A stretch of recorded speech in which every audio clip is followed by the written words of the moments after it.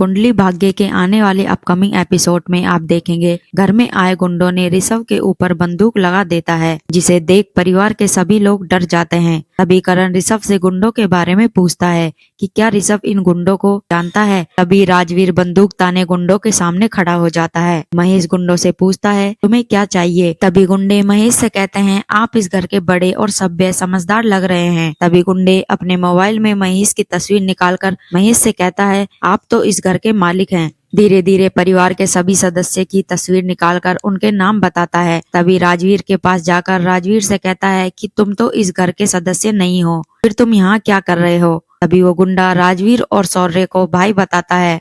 तभी शौर्य गुंडों से कहता है तुम्हें कहाँ से हम भाई नजर आते हैं और तुम क्या हमें ये बंदूक दिखाकर डराते रहोगे, ऐसे गिड़गिड़ाते रहेंगे। गुंडे कहते हैं अब इस घर के अंदर कोई नहीं आ सकता क्योंकि उन्होंने सीसीटीवी कैमरा पर ब्लैक स्प्रे मार दी है। घर के गार्ड सभी को एक रूम में बेहोश करके बंद कर दिया है, जिसे सुनकर सभी लोग चौंक जाते हैं। गुंडे बताते हैं वो कोई आम गुंडे नहीं हैं, वो अभी जेल से छूटकर आए हैं, वो बहुत बड़े प्रोफेशनल गुंडे हैं। गुंडे कहते हैं वो अभी बहुत बड़ी कॉरपोरेट की एक हस्ती को चीर फाड़ करके आया है और ये बात सिर्फ ऋषभ को पता है। तभी सभी लोग ये बात सुनकर चौंक जाते हैं। ऋषभ गुंडों को पहचान जाता है जिसने अपने बॉस को मारा था। तभी काव्या गुंडों से कहती है अगर उन्हें तिजोरी की चाबी चाहिए तो वो काव्या के रूम में है, जिसे कहकर काव्या अपने रूम की तरफ भाग जाती है और सभी गुंडे काव्या के रूम की तरफ भागने लगते हैं।